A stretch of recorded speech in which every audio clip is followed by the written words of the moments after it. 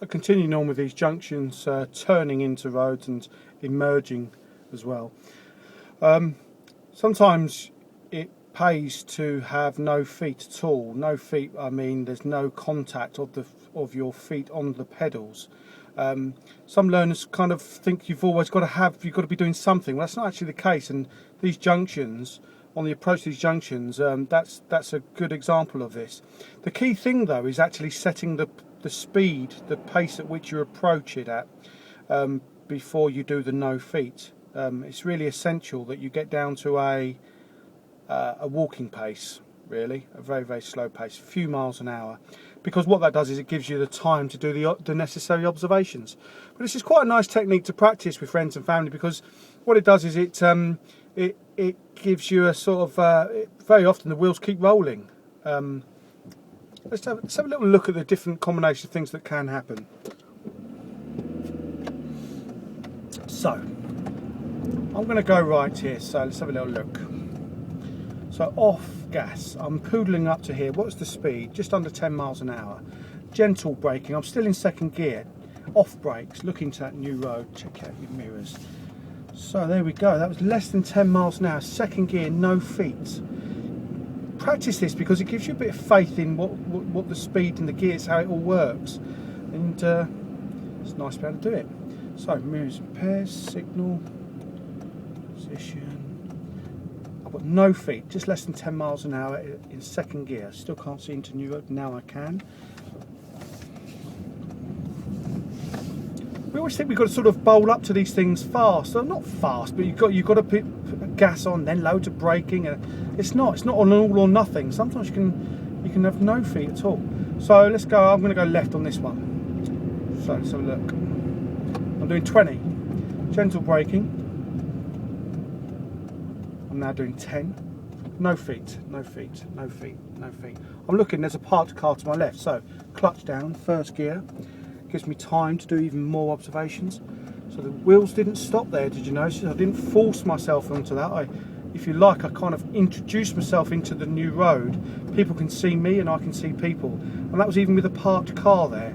The only difference on that one was that I put the clutch down and put it into first gear in preparation for a stop. If I'd needed to do a stop, I would have just feathered the brake and the clutch was down. But as it happened, it was all okay. So, mirrors, signal, position, no feet. I'm doing 10 miles an hour, second gear. Gentle braking, because this is still closed. Clutch goes down, first gear. I've still got the clutch down. Now I feather the brake because there is something coming. Good, I'm glad that's happened, because that's given a sort of an example of when it doesn't happen, when you can't do it as well. But the point is that you've got to give yourself the opportunity to do the adequate obs for the emerge, or the turn. In fact, you must be able to do these obs. If you were to misinterpret what I'm saying here, you're thinking I'm saying that you can go and do these emerges without doing the necessary obs, and I'm definitely not saying that. So let's have a little look at this one then. Yeah, surprising how often it works for you. Just a nice thing to practice, really. Let's do it right here. Signal. I've got one oncoming there, so I've got to make an assessment now. Can I go?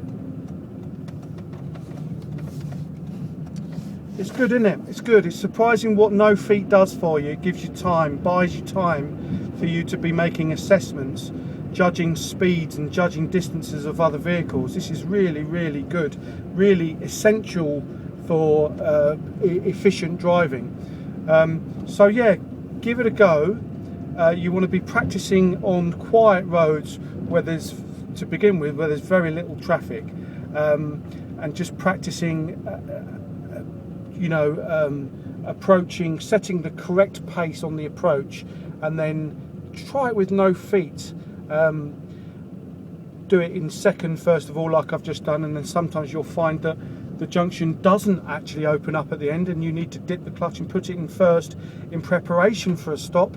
And you never know, if you've set that pace correctly, the walking pace on the approach, you'll find that sometimes it does actually open up. You've done the observations, and it actually is still a goer for you. So this is really nice thing to practice with friends and family because it's very specific, it's very focused practicing, and I like that.